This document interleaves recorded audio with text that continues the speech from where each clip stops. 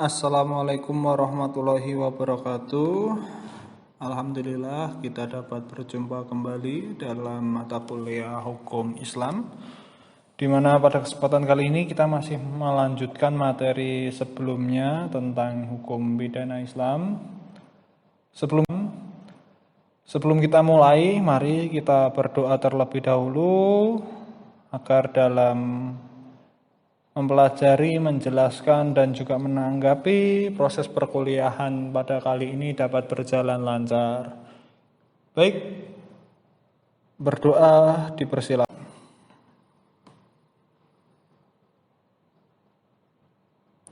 Selesai. Kemarin kita sudah membahas sekilas mengenai pengertian urgensi dari hukum pidana Islam, di mana memang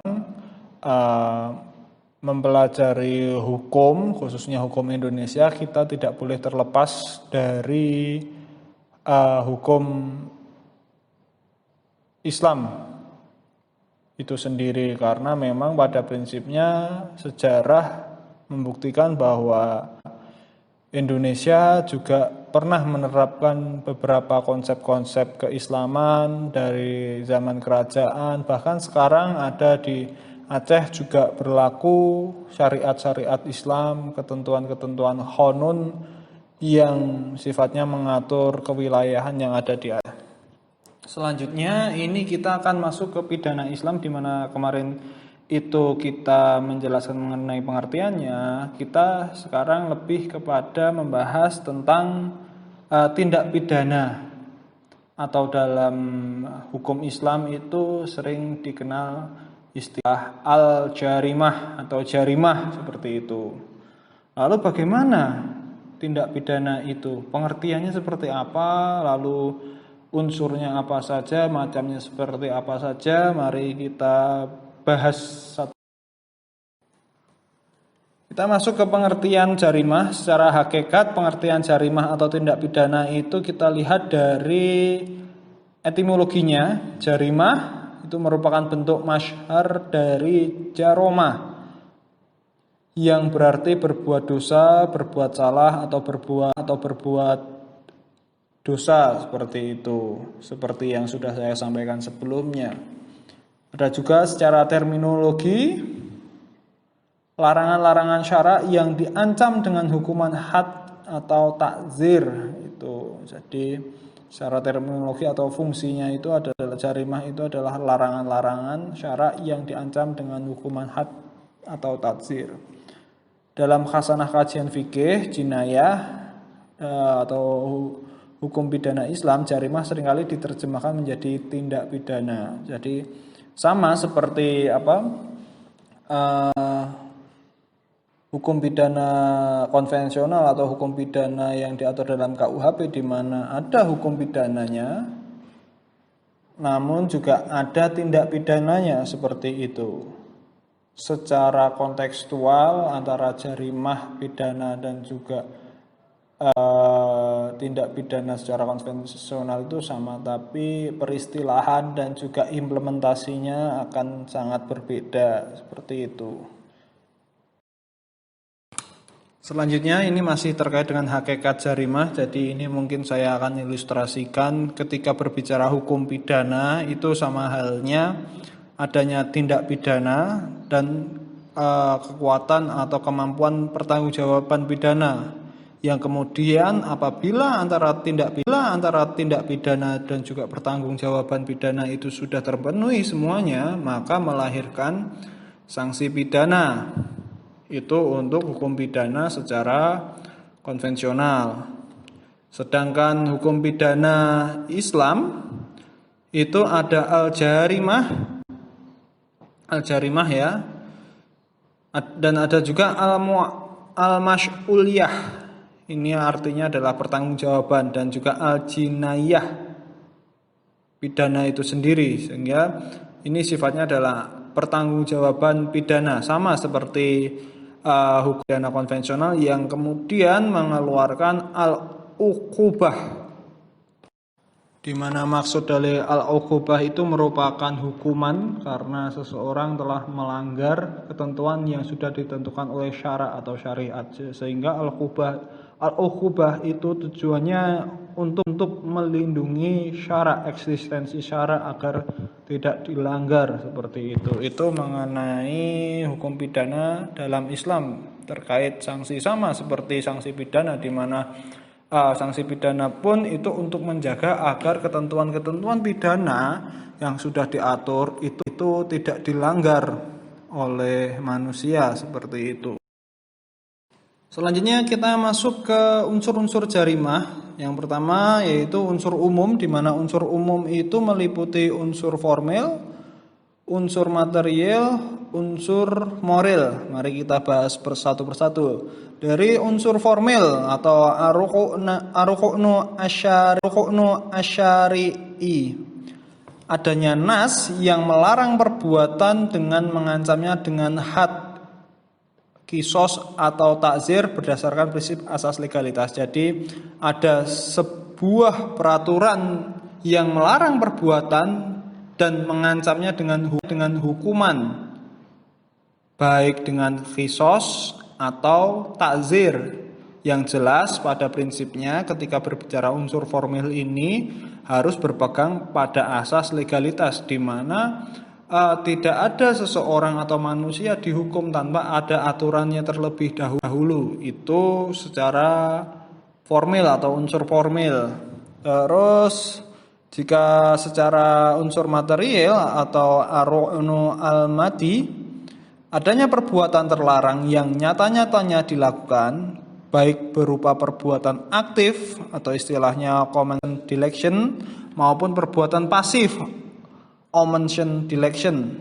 Jadi yang dinilai adalah niat jahat tindak pidananya, seperti itu. Jadi harus dilihat ketika berbicara unsur materialnya itu adalah berupa perbuatan dia secara langsung masuk kategori perbuatan aktif, maupun perbuatan pasif, dia mungkin menyuruh seseorang dan sebagainya.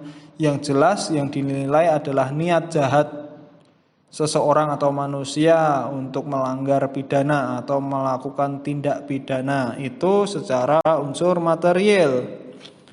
Yang ketiga ada juga unsur moral, ar-ruknu al-adabi. Jadi berbicara moral itu sama halnya kalau kita melihat ada kata al-adabi atau adab, itu juga berkaitan dengan moral. Jadi pelaku perbuatan tersebut haruslah mukhalaf, yaitu orang yang dapat dimintai pertanggungjawaban terhadap perbuatan yang dilakukannya.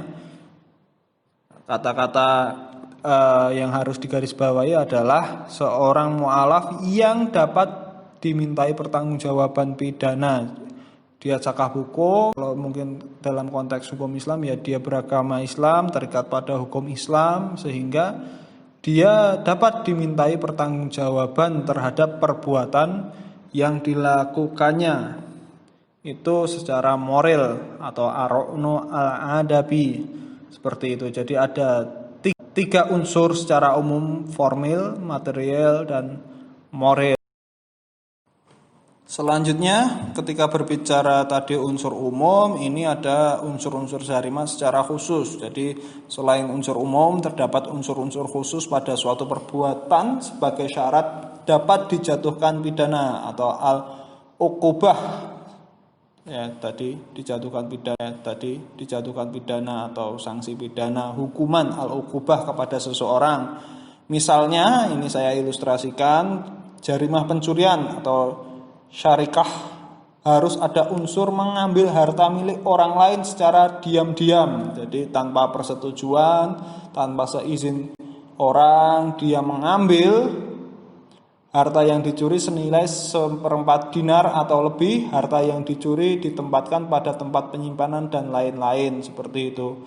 Jadi jarimah pencurian ini ketika dikaitkan dengan unsur khusus, jadi ada perbuatan, unsur-unsur khususnya itu adalah mengambil harta milik orang lain, kemudian harta yang dicuri itu senilai seperempat dinar atau lebih, harta yang dicuri ditempatkan pada tempat penyimpanan dan lain-lainnya. Itu ada unsur-unsurnya atau perbuatannya itu melibatkan banyak perilaku, dari mencuri atau mengambil tanpa izin. Lalu yang dicuri itu adalah uang yang senilai seperempat dinar atau lebih, harta yang dicuri ditempatkan pada tempat penyimpanan tertentu, dan lain-lainnya. Ada juga jarimah perampokan atau hirobah. Harus ada unsur pelaku memiliki dan menggunakan senjata. Jadi ada ancaman pelaku itu menggunakan senjata untuk membantu melaksanakan perbuatan perampokan atau jarimah perampokan atau hirabah. Itu dilakukan secara terang-terangan, terbuka di hadapan orang yang ingin dirampok, seperti itu. Dilakukan secara terang-terangan dan lain-lain, seperti itu. Dan lain-lainnya ya mungkin perampokan, terus penganiayaan dan sebagainya, itu adalah masuk unsur khusus dalam unsur jarimah, seperti itu. Jadi ada perbuatan khusus yang dilakukan oleh manusia yang melanggar ketentuan pidana, khususnya dalam hal ini adalah pidana Islam, seperti itu. Itu merupakan unsur khusus atau perbuatan-perbuatan yang mencirikan tertentu. Selanjutnya kita masuk ke macam-macam atau kategori jarimah. Dapat dilihat dari beberapa aspek. Yang pertama dilihat dari berat ringannya sanksi pidana. Itu ada jarimah hudud, jarimah khisos atau diat, dan juga jarimah takzir. Mengenai jarimah hudud, yaitu perbuatan melanggar hukum yang jenis dan ancaman hukumannya ditentukan oleh nas berupa hukuman had yang merupakan hak Allah, seperti pencurian, sirqoh, perampokan, hirobah, zina dan lain-lain. Itu sudah diatur. Itu menjadi hak Allah untuk menentukan hukumannya. Itu ada di Al-Quran. Misalnya pencurian berarti dipotong tangan dan sebagainya, zina dicambuk, dirajam dan sebagainya, seperti itu. Itu merupakan jarimah hudud. Selanjutnya ada juga jarimah khisos atau diat, yaitu perbuatan yang diancam dengan hukuman khisos, pembalasan, dan diat, ganti rugi, seperti pembunuh, qatl, dan penganiayaan, jarah. Pembunuh berarti pembalasan nyawa dibalas nyawa, seperti itu. Dan penganiayaan berarti kemudian dia harus melakukan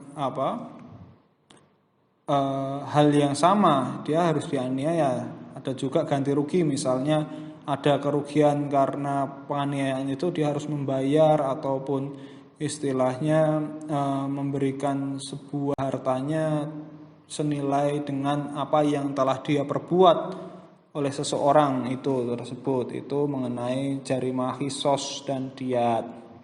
Ada juga jarimah takzir, yaitu perbuatan yang jenis sanksi pidananya secara penuh ada pada wewenang penguasa demi terrealisasinya kemaslahatan umat atau masyalihul ummah.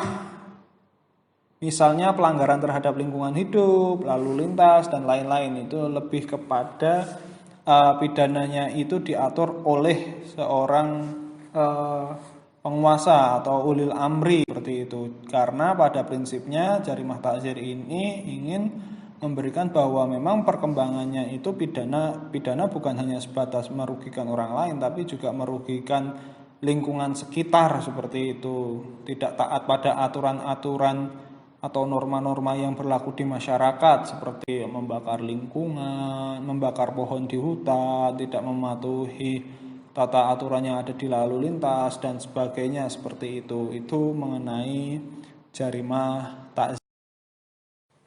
Kemudian macam jarimah berikutnya itu dilihat dari niat pelakunya. Yang pertama itu ada jarimah sengaja atau al-am, yaitu ada unsur pengetahuan. Istilahnya di sini adalah wetan dan kehendak, willens. Jadi berbicara sengaja itu memang sudah jelas ada orang yang serta-merta itu mengetahui bahwa dia itu ingin melakukan suatu perbuatan pidana dan memiliki kehendak. Dua unsur itu merupakan sebuah unsur yang dapat dikategorikan merupakan jarimah sengaja. Misalnya saya melihat seorang membawa gelang emas dan sebagainya. Saya mengetahui situasinya sangat sepi dan sebagainya, pada akhirnya saya punya kehendak untuk merampok dan sebagainya. Nah, itu merupakan jarimah sengaja. Dilihat dari pelakunya seperti itu. Terus jarimah semi sengaja sib al-am, yaitu adanya unsur pengetahuan tanpa kehendak. Jadi kita awalnya tidak memiliki kehendak untuk melakukan perampokan, tapi karena melihat situasi yang memungkinkan, itu mengakibatkan ada niatan atau kehendak yang muncul begitu saja, seperti itu, tidak terencana. Seperti mungkin sering kalian tahu di TV, kejahatan itu bukan hanya karena ada niat pelakunya, tapi karena juga adanya kesempatan seperti itu. Nah, itu juga bisa dikategorikan semi sengaja.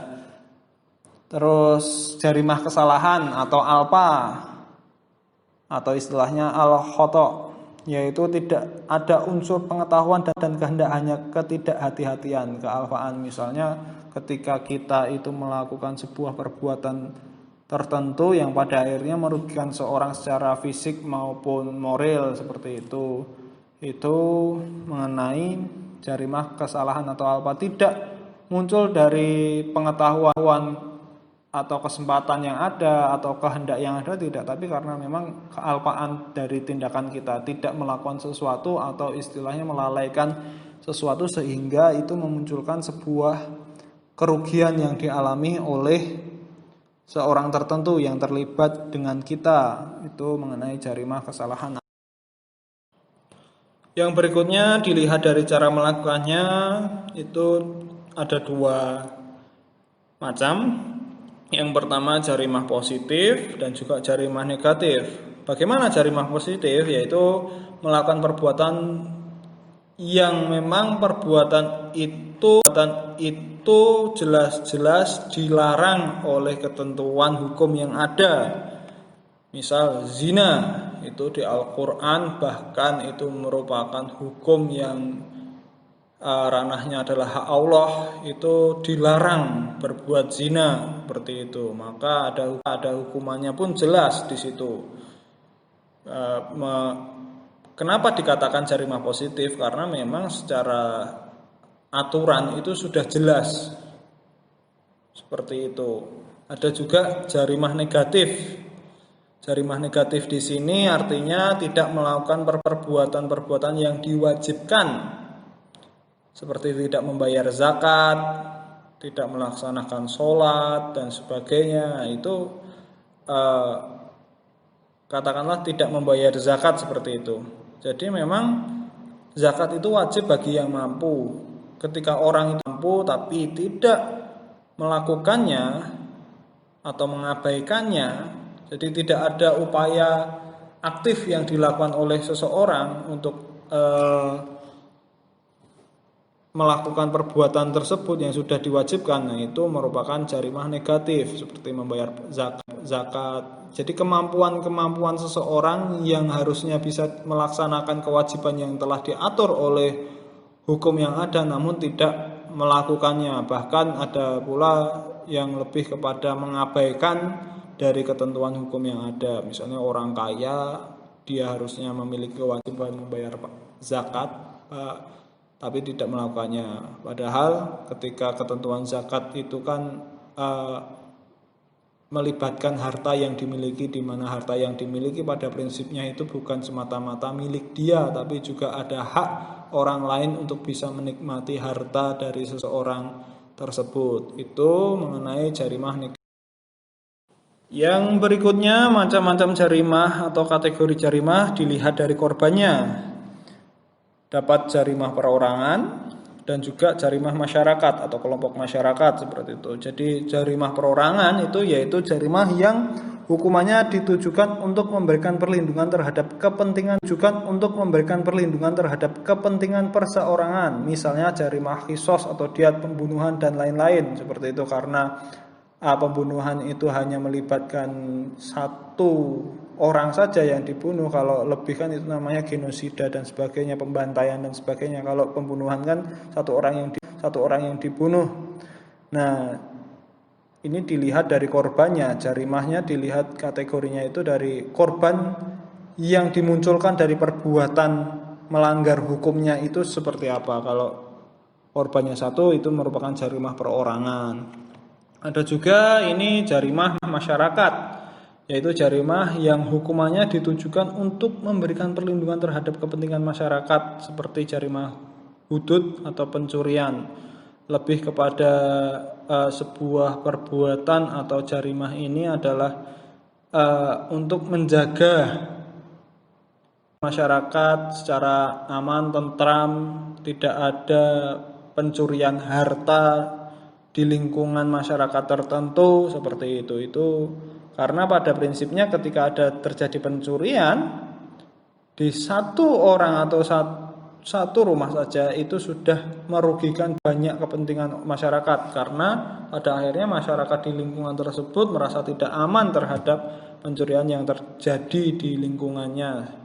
Seperti itu jarimah masyarakat yang dilihat dari kepentingan masyarakat, melindungi kepentingan masyarakat. Itu macam-macam jarimah atau kategori jarimah dilihat dari korbannya, yang awal dari pelaku dan sampai akhirnya masuk ke dilihat dari korbannya, seperti itu. Yang mungkin harus bawahi teman-teman mengenai jarimah ini, ada falsafah yang harus benar-benar dipahami. Jadi falsafah jarimah dalam hukum pidana Islam adalah bersumber dari Allah, di mana Allah tidak mungkin membuat ketentuan-ketentuan hukum syariat tanpa tujuan. Namun di sana ada tujuan tertentu yang sifatnya luas. Jadi Allah melalui hak Allah untuk menurunkan sebuah aturan yang diturunkan melalui wahyu dan mukjizat nabi dan sebagainya, itu memiliki tujuan tertentu yang sifatnya lebih luas. Karena memang pada prinsipnya dunia ini diciptakan atas kehendak Allah, manusia diberikan nyawa juga karena kehendak Allah, di mana manusia hidup di dunia atas kehendak Allah ini harus mengedepankan ketentuan-ketentuan, aturan-aturan hukum atau had dan juga sunnah yang diajarkan oleh Nabi atau Rasul agar dapat selamat dunia dan akhirat. Karena pada akhirnya manusia itu hanya sebentar saja hidup di dunia seperti itu. Selebihnya kita akan memasuki fase kehidupan berikutnya, fase akhirat dan sebagainya, yang akan lebih panjang perjalanan kehidupan manusia sebagai makhluk Allah, seperti itu. Itu saja yang dapat saya sampaikan mengenai hukum pidana dalam Islam. Ini merupakan pertemuan terakhir kita dengan saya, di mana kita sudah membahas mengenai muamalah secara perjalanan pemerintahan dalam Islam, perkembangan sejarah peradaban Islam, dan juga yang terakhir mengenai jarimah atau hukum pidana dalam Islam. Harapannya apa yang saya sampaikan ini dapat menjadi pemantik diskusi kita melalui forum diskusi, tanya jawab, menyampaikan argumen, menyampaikan tanggapan atas pertanyaan sesama mahasiswa dan sebagainya, yang tujuannya pasti adalah pemahaman secara utuh mengenai hukum pidana Islam. Yang jelas ketika berbicara keilmuan hukum, apalagi hukum Islam ini, apa yang kami sampaikan ini sangat terbatas, karena pada prinsipnya hukum Islam hanya diajarkan dalam semester ini saja dan hanya berbobot 2 SKS, Padahal masih banyak ketentuan-ketentuan hukum Islam yang bisa kita pelajari dan menjadikan pelajaran bersama. Namun pada prinsipnya saya harapkan teman-teman mahasiswa tetap terus belajar, mencari referensi bacaan-bacaan di luar ruang perkuliahan ini untuk menambah wawasan kalian semua. Itu saja dari saya, kurang lebihnya saya mohon maaf. Wabillahi taufik wal hidayah.